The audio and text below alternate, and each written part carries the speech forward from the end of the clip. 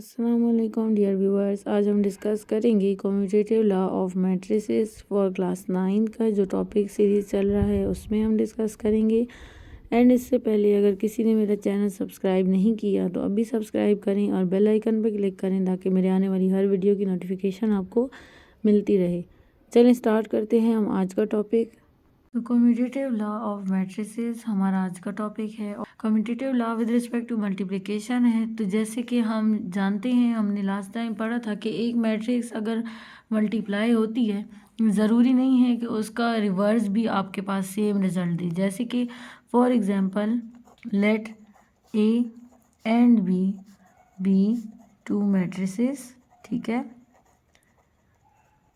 Then it's not compulsory कि हमारा A B जो है वो इक्वल हो जाए बी ए के, यानी product of A and B matrices जो हम प्रोडक्ट लेंगे ए और बी का वो इक्वल हो जाए बी और ए मैट्रिक्स के प्रोडक्ट के। तो ये हमारे पास इन जनरल जो है वो वेरीफाइड नहीं है, यानी पॉसिबल नहीं है कि अगर एक मैट्रिक्स है उसको मैं बी वाली मैट्रिक्स से मल्टीप्लाई कर रही हूँ और फिर बी को ए से मल्टीप्लाई कर रही हूँ, दोनों से सेम रिजल्ट मिले। तो ये हमारे पास इन जनरल में इक्वल नहीं होते रिजल्ट्स, यानी commutative law of matrices hold नहीं करता। यहाँ से हम कह सकते हैं in general commutative law of matrices does not hold या डज नॉट एग्जिस्ट, आप कह सकते हैं। ये हम एग्जाम्पल के साथ प्रूव करेंगे। कहीं कहीं पर ये आपके पास हो सकता है कि ए और बी इक्वल आ जाए बी और ए के, ए बी का प्रोडक्ट इक्वल आ जाए बी ए के प्रोडक्ट के, लेकिन मोस्टली जनरल हम इन जनरल अगर ओवरऑल बात करें तो वहाँ पर हमारे पास कम्यूटेटिव लॉ होल्ड नहीं करता, ठीक है। इसको हम एग्जाम्पल से देखते हैं कि किस तरह होल्ड नहीं करता और देखते हैं कि हमें अगर कोई एग्जाम्पल मिल जाए जहाँ पर ये होल्ड करता होगा। तो इसको एग्जाम्पल से सॉल्व करके और क्लियर करवाती हूँ मैं आपको। तो यहाँ पर हमें एग्जाम्पल दी है कि let matrix A is equals to this and matrix B is equals to this. हमने क्या चेक करना है, determine whether A B is equals to B A. आपने या हमने ये चेक करना है कि क्या हमारा ए बी का प्रोडक्ट इक्वल है बी ए के प्रोडक्ट के, यानी पहले मैं बी मैट्रिक्स लिखूँ फिर ए लिखूँ अगर, तो क्या ये इक्वल होगा। ये हमारे पास कम्यूटेटिव लॉ है, लेकिन हमने इन दो मैट्रिसेस पे चेक करना है कि क्या ये एग्जिस्ट करता है या नहीं। यहाँ पर हमें ये नहीं कहा कि ये एग्जिस्ट नहीं करता, लेकिन इन्होंने कहा है आप चेक कर लें कि कम्यूटेटिव लॉ मैट्रिसेस पे होल्ड करता है या नहीं करता। हमें गिवन क्या है, सोल्यूशन हम स्टार्ट करेंगे तो कि given matrix A is equals to this and B is equals to this. हमने प्रूव क्या करना है, कम्यूटेटिव लॉ होल्ड्स और नॉट, कि हमारा ये कम्यूटेटिव लॉ जो है ये होल्ड करता है या नहीं करता इन दो मैट्रिसेस के लिए। That is whether A B is equals to B A. यही तो हमने चेक करना है कि हमारे पास ए बी ए के इक्वल है या नहीं है। तो पहले मैं फाइंड करूँगी ए बी का प्रोडक्ट, देन मैं फाइंड करूँगी बी ए का प्रोडक्ट, दोनों को इक्वेट करेंगे। अगर इक्वल आते हैं तो ये होल्ड करेगा और इक्वल नहीं आते तो होल्ड नहीं करेगा। तो चलें इसको चेक करते हैं। अब मेरे पास जो टू प्रूव में था A B is equals to B A, मैंने इसको इक्वेशन नंबर 1 का नाम दिया क्योंकि हम इसको प्रूव करेंगे। अब मैंने कंसीडर कर दिया लेफ्ट हैंड साइड जो कि मेरे पास है ए बी की जगह मैं ए की जगह मैट्रिक्स ए पुट कर दूंगी और बी की जगह मैट्रिक्स बी। अब आपने मेरा लास्ट लेक्चर देखा हो जिसमें मैंने आपको बताया था conformability of multiplication of two matrices, ठीक है, कि कन्फर्मेबल कब होते हैं दो मैट्रिसेस, उनको मल्टीप्लिकेशन हम उनकी कब कर सकते हैं। तो इसमें आपने देखा होगा वहाँ पर कि हमारे पास कंडीशन ये है कि जो पहली मैट्रिक्स है उसके नंबर ऑफ कॉलम्स एंड दूसरी मैट्रिक्स के नंबर ऑफ रोज अगर ये इक्वल हुए तो हम इनको मल्टीप्लाई कर सकते हैं। अगर मैं इन दोनों मैट्रिक्स को ओवरऑल देखूं तो दोनों का ऑर्डर सेम आ रहा है, 2 इंटू 2 रोज 2 कॉलम्स, दोनों का सेम आ रहा है। तो इसका मतलब कि नंबर ऑफ कॉलम्स भी दोनों के सेम है, नंबर ऑफ रोज भी दोनों के सेम है। तो कन्फर्मेबल तो ये हो गए, ए इंटू बी भी पॉसिबल है और बी इंटू ए भी पॉसिबल है इनका, ठीक है। तो हम क्या करते हैं, अब इनको मल्टीप्लाई करते हैं। मल्टीप्लाई का तरीका भी मैंने आपको लास्ट लेक्चर में बताया है, लिंक मैं डिस्क्रिप्शन में ऐड कर दूंगी, आपने वहाँ से वो वीडियो दोबारा से देख लेनी है, ठीक है। तो यहाँ पर किस तरह से हम करेंगे मल्टीप्लाई, कि हमने पहली रो को पिक करना है और दूसरी मैट्रिक्स के पहले कॉलम से मल्टीप्लाई करना है। पहली मैट्रिक्स की पहली रो और दूसरे मैट्रिक्स का पहला कॉलम, रो इनटू कॉलम की मल्टीप्लिकेशन होती है। तो किस तरह करेंगे, इसका फर्स्ट एलिमेंट पहली मैट्रिक्स की पहली रो का फर्स्ट एलिमेंट दूसरी मैट्रिक्स के पहले कॉलम के फर्स्ट एलिमेंट से मल्टीप्लाई होगा।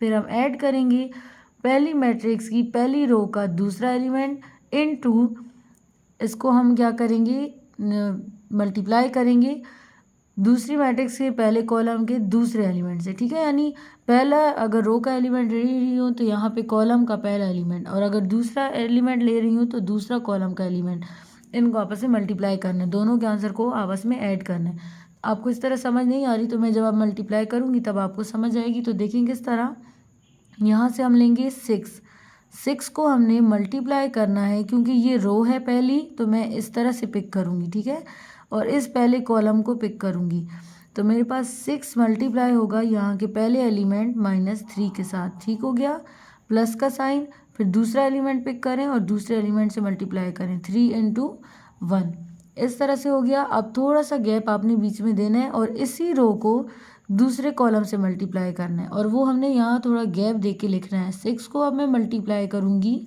दूसरे कॉलम के पहले एलिमेंट से, तो वो है 2 प्लस दूसरा एलिमेंट इस कॉलम के दूसरे एलिमेंट से मल्टीप्लाई होगा, वो है 5। यहाँ पर ब्रैकेट हमारी क्लोज होगी।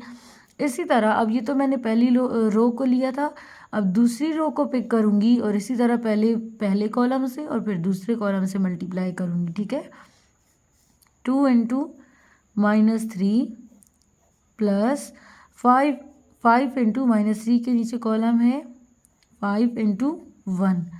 फिर इसके बाद देखें तो 2 × 2 प्लस 5 × 5।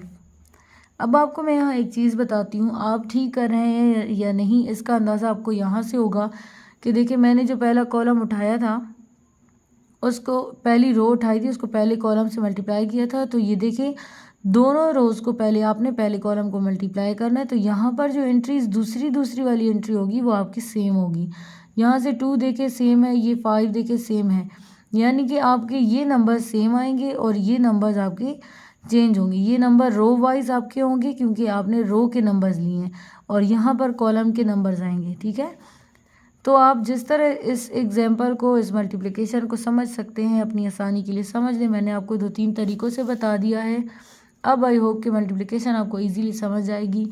अब मैं करती हूँ 6 3 * 18, लेकिन प्लस और माइनस हो जाएंगे, ये प्लस 3 1 * 3, यहाँ पे आएगा 6 2 * 12 प्लस 2 5 * 10, यहाँ से आएगा 2 3 * 6 और प्लस माइनस प्लस 5 1 * 5, 2 2 * 4 प्लस 5 5 * 25। इनको अब मज़ीद सिंप्लीफाई करते हैं और यहाँ से मुझे मिल जाएगा -15 -1, 12 + 10, ये मेरे पास आता है 22, 4 + 25 ये आ जाएगा 29, और इसको मैं इक्वेशन नंबर 2 बोल देती हूँ। ठीक है, और ये मेरे पास किसका आंसर है, लेफ्ट हैंड साइड का, जो कि था A × B। ठीक हो गया। अब मैं क्या करूँगी, अब दोबारा से कंसिडर करूँगी, मैंने कंसिडर करना है अब राइट हैंड साइड, जो कि मेरे पास इक्वल है B × A। ठीक है, अब मैं पहले मैट्रिक्स B को लिखूँगी फिर A को लिखूँगी, क्योंकि दोनों साइड से कन्फर्मेबल हैं, दोनों का ऑर्डर सेम है। तो फिर मैं इनको मल्टीप्लाई करके देखती हूँ कि क्या B A मेरा सेम आता है A B के। यहाँ पर B और A की मैं मैट्रिक्स लिखती हूँ। उसी तरह से हमने मल्टीप्लाई करना है अब, कि पहले मैं पहली रो को लूँगी और पहले कॉलम से मल्टीप्लाई करूँगी। तो -3 × 6 प्लस 2 × 2। ठीक हो गया, थोड़ा गैप देके इसी रो को हमने मल्टीप्लाई करना है -3 × दूसरे कॉलम से और प्लस 2 × 5, यहाँ से मेरे पास आ जाएगा। अब नेक्स्ट स्टेप में हम इनको सिंप्लीफाई करते हैं। फिलहाल हम सेकंड रो उठाएंगे और फर्स्ट कॉलम से, तो 1 × 6 प्लस 5 × 2, फिर आ जाएगा 1 × 3 प्लस 5 × 5।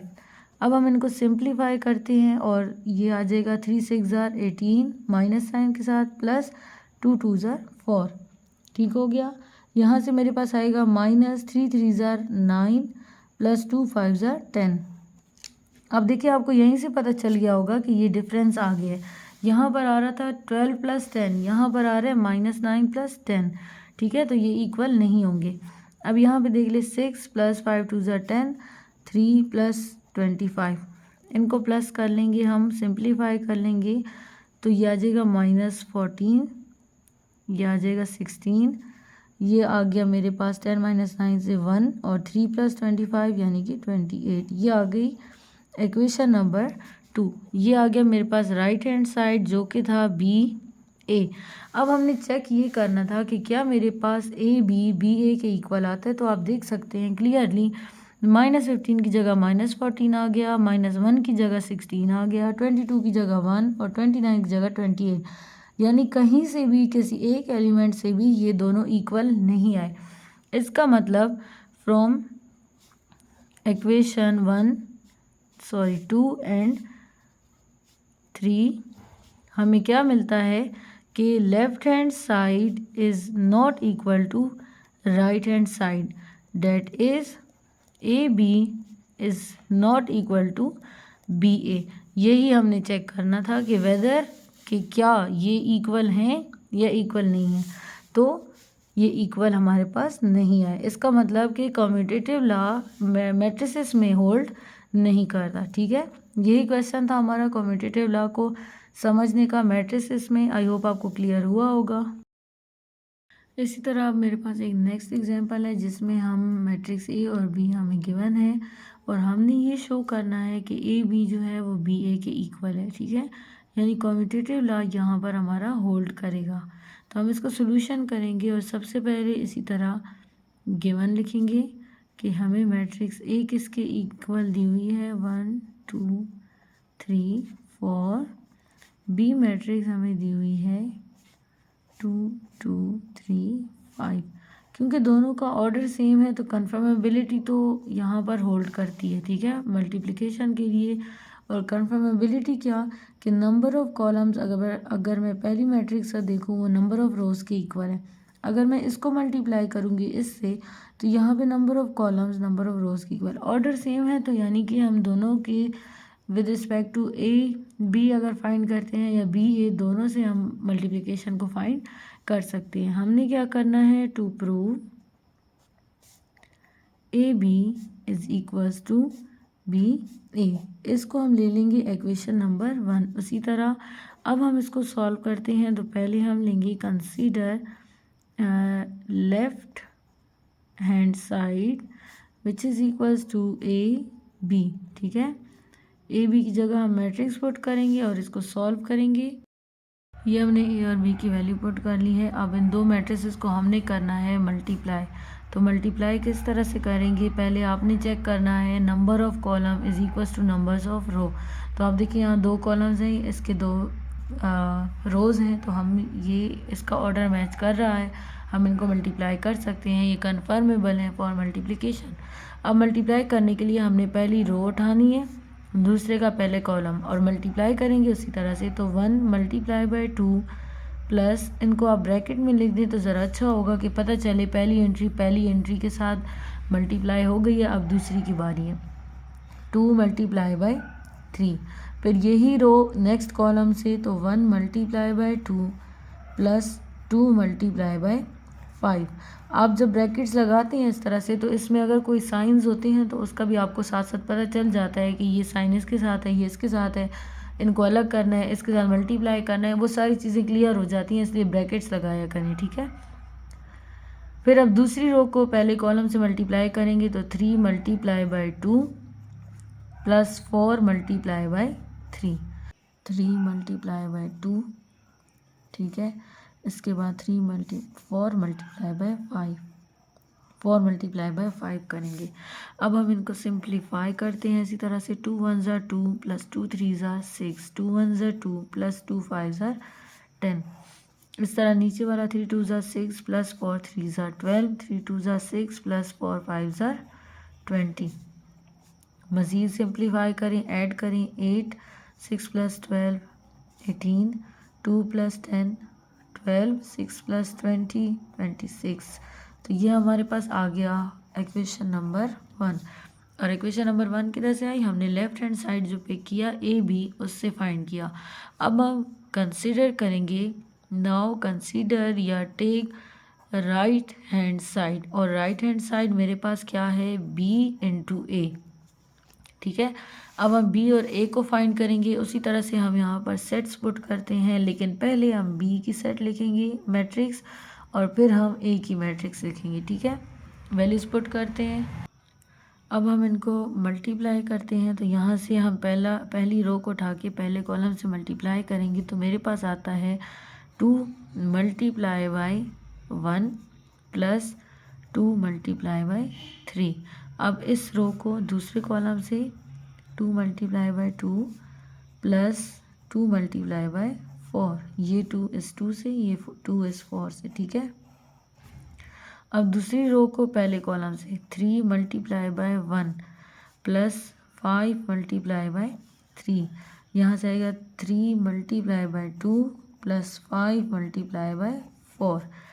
यहाँ से अब इनको हम सिंप्लीफाई करते हैं, 2 1 ज़ा 2 प्लस 2 3 ज़ा 6, 3 1 ज़ा 3 प्लस 5 3 ज़ा 15, 2 2 ज़ा 4 प्लस 2 4 ज़ा 8, 3 2 ज़ा 6 प्लस 5 4 ज़ा 20। अब इनको हम प्लस करेंगे, 2 प्लस 6 8, 3 प्लस 15 18, 4 प्लस 8 12, 6 प्लस 20 26। तो ये आ गई मेरे पास इक्वेशन नंबर 2, जो कि था राइट हैंड साइड। ये हमारे पास था लेफ्ट हैंड साइड, और अब आ गया राइट हैंड साइड। तो आप देखिए दोनों से हमें सेम एलिमेंट्स मिल रहे हैं। ठीक है, सारे एलिमेंट सेम हैं। इसका मतलब तो हम यहाँ लिख सकते हैं कि from equation number 1 and 2 we get, हमें क्या मिला कि लेफ्ट हैंड साइड मेरा इक्वल है राइट हैंड साइड के, क्योंकि इनके सारे एलिमेंट्स सेम आ रहे हैं। ठीक है, यहाँ से हमें मिलता है कि ए बी जो था वो बी ए के इक्वल आता है, यानी इस केस में जब हमारी मैट्रिसेस ये थी तो हमारा ये commutative law with respect to multiplication of matrices hold करता है। तो हमने कहा था ना, समवेयर कहीं कहीं पर आपका ये जो लॉ है कम्यूटेटिव लॉ मैट्रिसेस के लिहाज से कहीं कहीं पर ये ओबे करेगा और कहीं कहीं पर ओबे नहीं करेगा, या वेरीफाइड नहीं होगा, या सेटिस्फाइड नहीं होगा। ठीक है, इस एग्जाम्पल से हमने शो कर दिया कि यहाँ पर कम्यूटेटिव लॉ होल्ड करता है।